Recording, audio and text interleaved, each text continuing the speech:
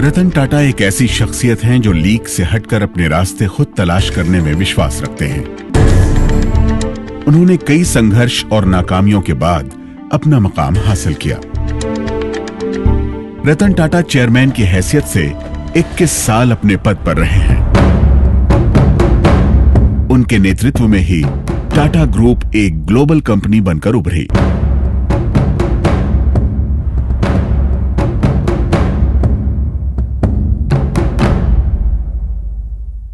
इनकी उपलब्धि यह है कि इन्होंने हर उस क्षेत्र में जहाँ पे उनकी कंपनियाँ थी उन कंपनियों को मॉडर्नाइज किया, वहाँ टेक्नोलॉजी लगाई, वहाँ पर कैपेसिटी बढ़ाया। जैसे कि टाटा स्टील एक ज़माने में सिर्फ 7-8 मिलियन टन स्टील बनाता था। अब पूरे जगत में जो 5 बड़े स्टील मेकर्स हैं उनमें से एक है। रतन टाटा ने अपनी काबिलियत और लगन से बिजनेस वर्ल्ड में जो लकीर खींची उसे मिटाया नहीं जा सकता। उनके कार्यकाल के दौरान ही टाटा ग्रुप ने अलग अलग क्षेत्रों में कदम रखना शुरू किया।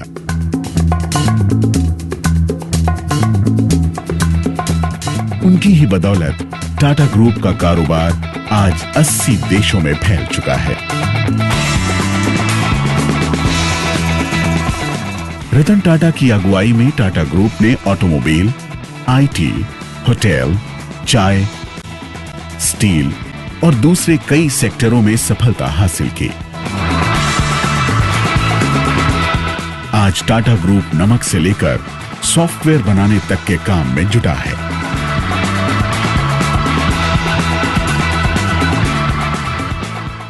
वो नमक से लेके सॉफ्टवेयर तक का बिजनेस करते हैं। तो एक तरह से टाटा ग्रुप चलाना मतलब देश की इकोनॉमी को चलाना ऐसे माना जाता है, क्योंकि हर तरह की बिजनेस में उनकी प्रेजेंस है। कुछ नया कर दिखाने की ललक में 2008 में नैनो कार को सड़क पर उतारकर ऑटोमोबाइल की दुनिया में तहलका मचा दिया। इंडिका की नाकामी के बाद रतन टाटा ने लखटकिया कार का सपना देखा, जिसे लोगों ने शेख चिल्ली का सपना करार दिया। लेकिन दिल्ली के ऑटो एक्सपो में 10 जनवरी 2008 को इस कार का उद्घाटन कर न सिर्फ अपने सपने को पूरा किया, बल्कि दोपहिया की सवारी करने वाले मध्यम वर्ग को 4 पहिए की सुकून भरी उड़ान दे दी। यह सब तब हुआ जब टाटा को पश्चिम बंगाल के सिंगूर से अपनी पूरी फैक्ट्री को गुजरात के साणंद में ले जाना पड़ा। टाटा ने लखटकिया कार को बाजार में उतारकर दुनिया की सबसे सस्ती कार बनाने की मिसाल पेश की और बाजार का व्याकरण बदल दिया। नैनो ने अगर कम आय वर्ग पर निशाना साधा, तो जैगवार और लैंड रोवर की खरीदी ने बाजार में उनकी धाक को और ज्यादा पुख्ता कर दिया।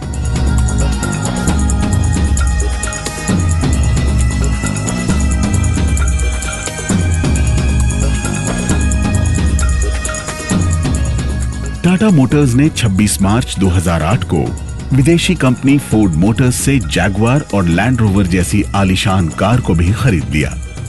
लेकिन इस खरीद से ज्यादा ख्याति टाटा ग्रुप को तब मिली जब रतन टाटा के नेतृत्व में तालाबंदी के कगार पर खड़े इन ब्रांड्स को दोबारा पहचान मिली। ठीक इसी दौर में टाटा समूह और हिंदुस्तान के इतिहास में एक और सुनहरा अध्याय तैयार हो चुका था। 31 जनवरी 2007 के दिन रतन टाटा की अध्यक्षता में टाटा स्टील ने इंग्लैंड की कोरस ग्रुप को खरीद लिया। कोरस समूह दुनिया की सबसे बड़ी इस्पात बनाने वाली कंपनी थी। टाटा ग्रुप के फाउंडर जमशेदजी टाटा ने टाटा कारोबार की नींव रखी थी। उनके बेटे दोराबजी भी उनके कदमों पर चले और उनके बाद ग्रुप के मुखिया JRD टाटा ने इस कारोबार को आगे बढ़ाया। विरासत में मिले आदर्शों को अपनाते हुए रतन टाटा ने भी टाटा ग्रुप के कारोबार का विस्तार किया। मशहूर शख्सियत रतन टाटा बैचलर हैं और मुंबई के कोलाबा में रहते हैं। रतन नवल टाटा का जन्म 28 दिसंबर 1937 को मुंबई में एक पारसी परिवार में हुआ था। रतन टाटा ने बचपन से ही चुनौतियों का सामना करना सीखा। रतन की उम्र 7 साल की थी तब उनके माता पिता ने अलग होने का फैसला किया। रतन की देखभाल उनकी दादी ने की। मुंबई में स्कूल की पढ़ाई पूरी करने के बाद रतन अमेरिका चले गए। 1962 में अमेरिका के कॉर्नेल यूनिवर्सिटी से आर्किटेक्चर में इंजीनियरिंग की डिग्री हासिल की और अपनी दादी के कहने पर भारत वापस आ गए।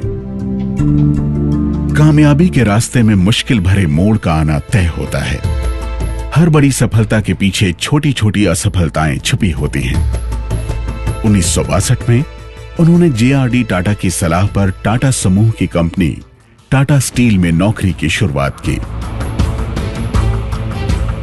1971 में JRD टाटा ने नेल्को की कमान सौंप दी। जब रतन टाटा ने नेल्को की जिम्मेदारी संभाली तब नेल्को की बाजार में हिस्सेदारी 2% थी और घाटा 40%। रतन टाटा ने 1972 से 1975 तक कड़ी मेहनत और लगन से नेल्को की बाजार में हिस्सेदारी 20% तक बढ़ा दी और घाटा पूरा करने में सफलता हासिल की। लेकिन देश में लगी इमरजेंसी और इसके बाद मजदूरों के विरोध के चलते आखिरकार ये कंपनी बंद हो गई। शुरुआती दिनों में ही टाटा ग्रुप के चेयरमैन JRD टाटा रतन टाटा की काबिलियत से वाकिफ हो चुके थे। 1977 में रतन को कपड़ा बनाने वाली एम्प्रेस मिल्स की जिम्मेदारी दी गई, लेकिन यह कंपनी भी घाटे की वजह से 1986 में बंद हो गई।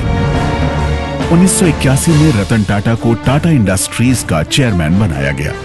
1991 में रतन टाटा को टाटा ग्रुप का चेयरमैन चुना गया।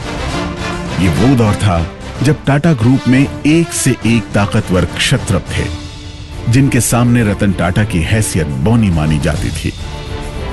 लेकिन रतन टाटा ने कड़ी मेहनत से टाटा ग्रुप को बांधे रखा और उदारीकरण के दौर में कंपनी को नई बुलंदियों तक पहुंचाया। टाटा ग्रुप के चेयरमैन की कुर्सी रतन टाटा को मिली, उसके पीछे कुछ पारिवारिक विरासत का हाथ था तो कुछ उनकी मेहनत का। लेकिन जिस कंपनी की नींव जमशेदजी टाटा ने रखी थी, उसकी रतन टाटा ने न सिर्फ आमदनी बढ़ाई बल्कि साथ ही साथ इज्जत भी।